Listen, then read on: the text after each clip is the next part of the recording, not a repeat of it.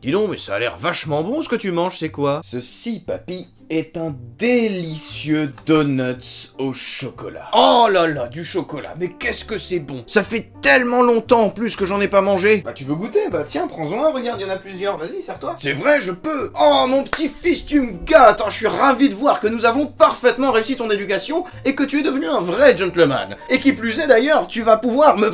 mais qu'est-ce que...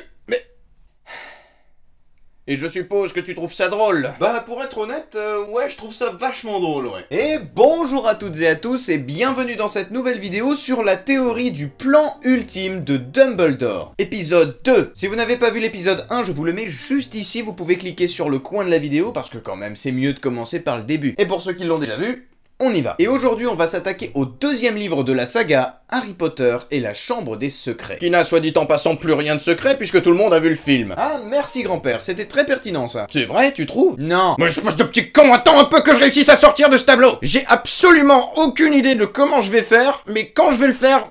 tu vas voir. Nous voici donc arrivés à la deuxième année de Harry Potter à Poudlard et il faut reconnaître qu'elle n'a pas manqué d'action. Ça a été une année compliquée pour tout le monde à cause de l'ouverture de la Chambre des Secrets et sachez-le, le plan ultime de Dumbledore n'a pas échappé aux complications, loin de là. Parce qu'effectivement, l'ouverture de la Chambre des Secrets et les multiples agressions des élèves, ça pour le coup, ça faisait pas partie du plan. Cet événement n'était pas du tout prévu par Dumbledore, c'est pas possible. Mais qu'est-ce que c'est que cette histoire? Tu nous avais pourtant dit qu'il avait tout prévu. Oui, c'est vrai, mais l'ouverture de la Chambre des Secrets, ça faisait vraiment pas partie du plan. Et j'en ai la preuve. Parce qu'en fin de compte, durant leur première année, seul Harry et ses amis étaient en danger, alors que cette fois-ci, avec un basilic qui s'attaque aux élèves, c'est absolument tout le monde qui est en danger. Oui, parce que tant que c'est Harry Potter, ça va, mais par contre les élèves, on n'y touche pas. Bah tu crois pas si bien dire, parce que Harry, lui, à la fin de l'histoire, c'est lui qui devra tuer Voldemort, donc de toute façon, il faut le préparer à ça. Ce qui implique de parfois le mettre dans des situations un petit peu touchy. Mais par contre, les autres élèves, ils ont rien à voir avec tout ça, et Dumbledore est bien décidé à les préserver de toute forme de danger. Il y a d'ailleurs ce passage concernant une élève justement dans Harry Potter et l'Ordre du Phénix. Le professeur Ombrage saisit Marietta par les épaules, la tourna vers elle pour lui faire face et se mit à la secouer brutalement.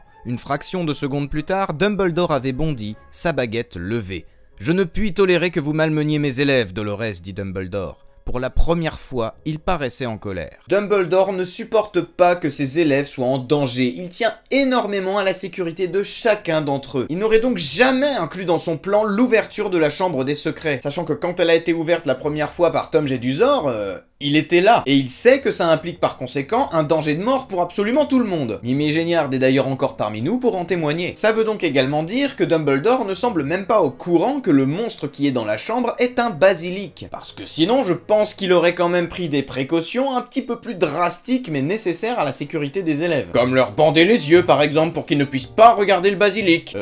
Oui, ou sinon tout simplement renvoyer les élèves chez eux tout de suite. Parce que si c'est un basilic qui se balade dans l'école, bah c'est quand même une sacrée machine à tuer qu'on laisse se promener comme ça dans les couloirs. Parce que pour rappel, ce serpent géant peut tuer les gens juste en les regardant. Alors que pour le moment, coup de bol, on a eu que des élèves pétrifiés. Et ça c'est gérable puisqu'on a les mandragores pour soigner ça. Par contre, si Dumbledore ne sait effectivement pas ce que renferme la chambre, il sait en revanche qui est responsable de son ouverture. Quand Harry est à l'infirmerie parce qu'il a pris le cognard de Dobby, il entend Dumbledore dire « La question n'est pas de savoir qui, mais comment ?» Donc Dumbledore sait que c'est Voldemort qui est derrière tout ça d'une manière ou d'une autre. Information très importante que Dumbledore dit en présence de Harry à l'infirmerie, probablement pour que ce dernier l'entende. Puisqu'en effet, rappelons que dans le cadre du plan ultime de Dumbledore, Harry doit être le plus préparé possible à affronter Voldemort. Donc en fin de compte, même si ça faisait pas du tout partie du plan à la base, c'était une aubaine pour Dumbledore et une occasion en or d'offrir à Harry matière à progresser. Et il y a fort à parier que Dumbledore a volontairement laissé Harry et ses amis enquêter malgré le danger. Mais peu importe, avec ou sans Chambre des Secrets, Dumbledore avait un plan bien précis pour Harry durant cette deuxième année. Et c'est justement ce qu'on va voir aujourd'hui. En quoi consistait cette partie du plan? Comment Dumbledore va-t-il le mettre en œuvre? Vous aurez toutes les réponses dans quelques instants. Alors on perd pas plus de temps, on y va, c'est parti, let's go!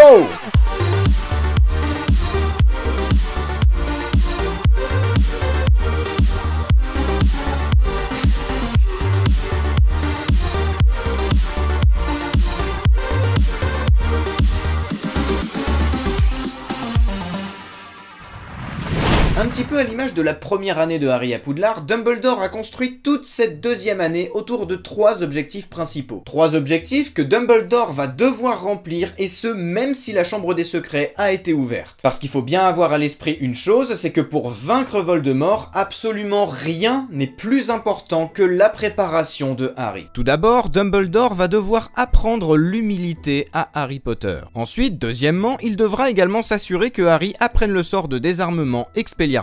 Et enfin, troisièmement, il va également tout faire pour gagner la confiance absolue de Harry et tester sa loyauté envers lui. Voilà à quoi doit servir la deuxième année de Harry à Poudlard. Et je vais tout vous expliquer point par point en commençant par l'étape 1.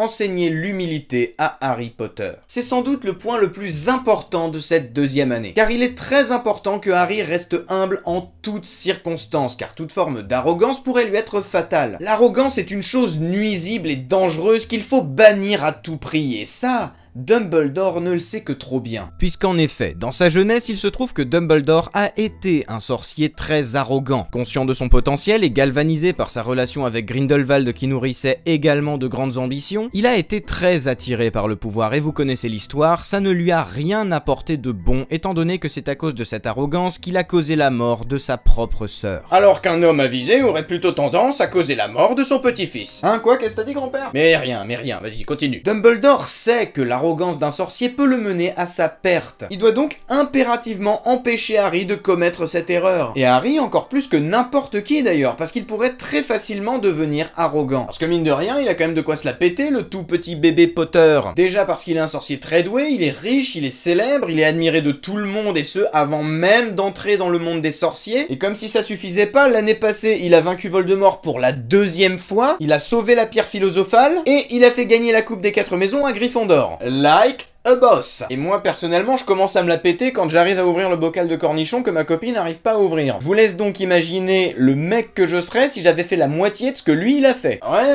je suis Harry Potter, ouais. Ouais, j'ai battu Voldemort, ouais, 2 fois, ouais. Et attends, l'année prochaine, tu vas voir, je vais le rebattre une 3e fois. Même qu'il va me lancer un basilic dessus, je vais lui péter sa gueule au basilic, t'inquiète. Mais attends, en même temps, je suis trop fort, excuse-moi, mais Voldemort, c'est qu'une merde. Ah, toi aussi, t'es qu'une merde, d'ailleurs. Non, mais tu peux pas me tester, hein, laisse tomber, moi, je suis Harry Potter. Voilà, c'est tout. Allez, dégage. Ouais, je crois que je serai à peu près comme ça. Harry a énormément de raisons de devenir prétentieux et arrogant. Et ça, c'est une chose qu'il doit absolument éviter, surtout qu'il est le fils de James Potter, qui était lui-même un sorcier très arrogant. Et que faire pour empêcher Harry de devenir un sinistre enculé aveuglé par sa propre image? On engage un sinistre enculé aveuglé par sa propre image. El famoso Gilderoy Lockhart. Expliquez-moi, pour quelle raison c'est lui qu'on a engagé pour le poste de professeur de défense contre les forces du mal? Il est parfaitement incompétent, ce mec-là, à tel point qu'il en devient même dangereux pour les élèves. Ses cours sont une telle catastrophe au début de l'année qu'il a carrément obtenu une interdiction de faire quoi que ce soit d'autre que de lire le livre. Le mec a atteint un niveau où il aurait mieux valu que les élèves n'aient pas de prof, tellement il est grave. C'est très irresponsable de la part de Dumbledore d'engager un type pareil. Mais il ne faut pas oublier que le but ultime de Dumbledore, c'est uniquement de vaincre Voldemort. Et par conséquent, il faut préparer Harry par tous les moyens possibles. Alors pourquoi engager Lockhart? Pour montrer à Harry ce qu'il pourrait devenir s'il devient arrogant. Ce qui marche plutôt bien puisque Harry n'a absolument aucune confiance en Lockhart et le méprise totalement, lui et son ego démesuré. Ce qui nous amène à notre deuxième objectif de l'année, apprendre à Harry le sortilège Expelliarmus. Deuxième objectif qui sera d'ailleurs magnifiquement accompli par notre cher professeur de potions,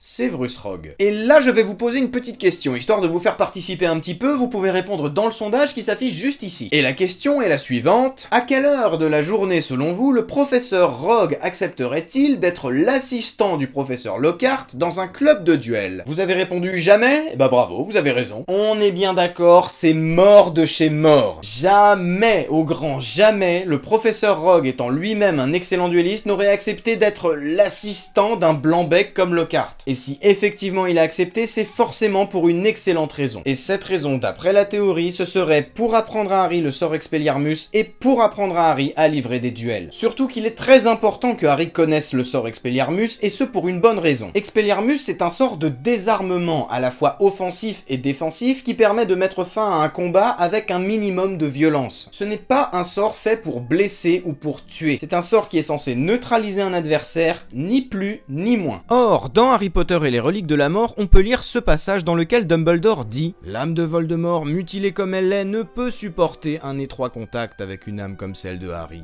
telle la langue sur l'acier gelé ou la chair dans le feu. À ce moment-là, ce que nous dit Dumbledore, c'est que c'est la pureté d'âme de Harry qui empêche Voldemort de tenter toute forme de connexion avec lui. C'est à cause des Horcruxes et de son esprit qui est déchiré en plein de petits morceaux qu'il n'arrive pas à entrer dans la tête de Harry sans ressentir une épouvantable douleur. Il est donc primordial que l'âme de Harry reste la plus pure possible et qu'il ne tue jamais personne en dehors de Voldemort, puisque tuer déchirerait son âme, ce qui le rendrait automatiquement plus faible contre Voldemort. Et Harry, de toute manière, il va devoir affronter des mages noirs, mais par contre, il ne devra jamais les tuer, surtout pas. Il doit donc apprendre à se défendre contre des ennemis mortels, mais sans avoir recours à la violence, d'où l'importance d'apprendre le sort Expelliarmus. Et ça marche! Il ne tue pas Sirius Black quand il se retrouve pour la première fois en face de lui dans la cabane hurlante, il ne tue pas non plus Peter Pettigrew alors qu'il vient d'apprendre que c'est lui, le vrai responsable de la mort de ses parents. Et d'ailleurs, petite parenthèse, mais il se trouve que c'est un sort qui s'accorde merveilleusement bien avec le fait d'apprendre l'humilité à Harry, qui était notre objectif numéro 1. Et d'ailleurs, puisqu'on en revient à nos objectifs, il est temps de passer au troisième objectif de la Chambre des Secrets, vérifier la loyauté de Harry envers le professeur Dumbledore. C'est encore une fois un point très important, puisque pour atteindre son objectif final qui est de vaincre Voldemort, Dumbledore doit être sûr que Harry lui restera fidèle jusqu'au bout. Puisqu'en effet, il faut bien garder à l'esprit que Dumbledore est la seule personne à avoir entendu la prophétie du professeur Trelawney. Dumbledore est donc la seule personne que Harry doit écouter, et il est la seule personne en qui il doit avoir absolument confiance. Surtout qu'au début de la Chambre des Secrets, on voit bien que Harry n'a pas encore totalement confiance en Dumbledore, et qu'il ne lui voue pas la loyauté qu'il lui vouera par la suite. Puisque quand Dumbledore lui demande dans son bureau s'il n'y a pas quelque chose dont Harry aimerait lui parler, ce dernier lui répond non. Alors qu'en fait, Harry t'entend quand même le basilic qui se promène dans les tuyaux, donc tu déconnes, t'aurais quand même pu en parler parce que c'est quand même un peu important. Après, cela dit, au début de l'histoire, c'est normal que Harry soit pas particulièrement fidèle ou loyal envers Dumbledore, parce que bon, vous seriez pas loyal envers votre directeur d'école. Bon bah là c'est pareil. Il a pas encore de raison particulière d'être totalement fidèle à Dumbledore. C'est pour ça que Dumbledore doit réagir et inspirer à Harry cette loyauté à toute épreuve. C'est un point extrêmement important du plan ultime de Dumbledore. Et le moment pivot de cet objectif, le moment qui va faire basculer Harry dans une loyauté sans faille envers Dumbledore, c'est le moment où Fudge débarque chez Hagrid pour renvoyer le directeur de Poudlard. Dans ce chapitre, on peut lire ceci. Cependant, reprit Dumbledore en parlant très lentement comme s'il tenait à ce qu'on ne perde pas un mot de ce qu'il allait dire, vous vous apercevrez que je n'aurai véritablement quitté l'école que lorsqu'il n'y aura plus personne pour me rester fidèle. Vous vous apercevrez aussi qu'à Poudlard, une aide sera toujours apportée à ceux qui la demandent. Pendant un instant, Harry eut la quasi-certitude que les yeux de Dumbledore s'étaient tournés vers le coin de la cabane où il était caché avec Ron. À ce moment-là, Dumbledore fait clairement comprendre à Harry qu'ils sont du même côté. Mais surtout, il va montrer à Harry que lui, il lui fait confiance et qu'il compte sur lui pour éclaircir le mystère de la Chambre des Secrets. C'est à ce moment-là que Dumbledore fait comprendre à Harry qu'il a une relation particulière avec lui. Ce qui pourrait être extrêmement chelou si on était dans d'autres circonstances venant d'un directeur d'école. Déjà parce qu'il regarde clairement Harry et Ron à travers la cape d'invisibilité et qu'il leur fait comprendre qu'il peut les voir mais qu'il va les laisser tranquilles quand même. Et en plus de ça, il se permet même de leur glisser un message pour leur dire que de toute façon, il sera toujours là pour les aider. Car à Poudlard, une aide sera toujours apportée à ceux qui la demandent. Compris les deux là? On est potes. C'est clair si je fais ça? On est des amis. Eh ouais.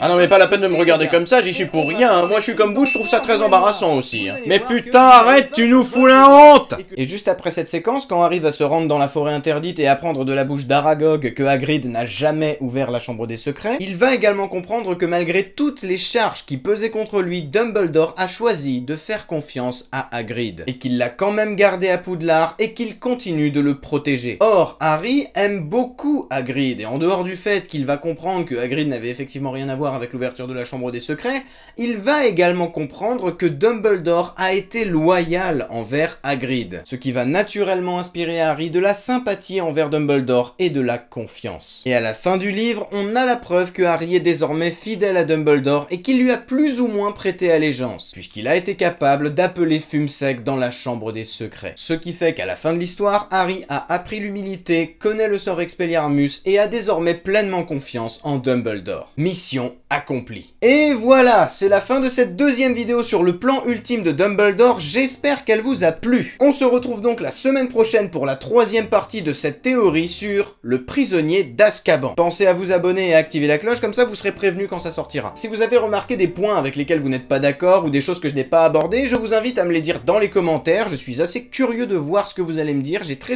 envie de connaître vos avis, alors surtout, n'hésitez pas, lâchez-vous, c'est là pour ça. Si vous voulez qu'on garde contact entre les différentes vidéos, je vous invite également à me suivre sur mes réseaux sociaux, j'ai Facebook, j'ai Twitter, Instagram et j'ai même une page Utip si vous voulez me soutenir un petit peu financièrement. Tout est dans la description de la vidéo. Enfin voilà, sur ce, je vais vous laisser, on se retrouve très vite pour une prochaine vidéo. En attendant, moi je vous dis à très bientôt et je vous fais des bisous.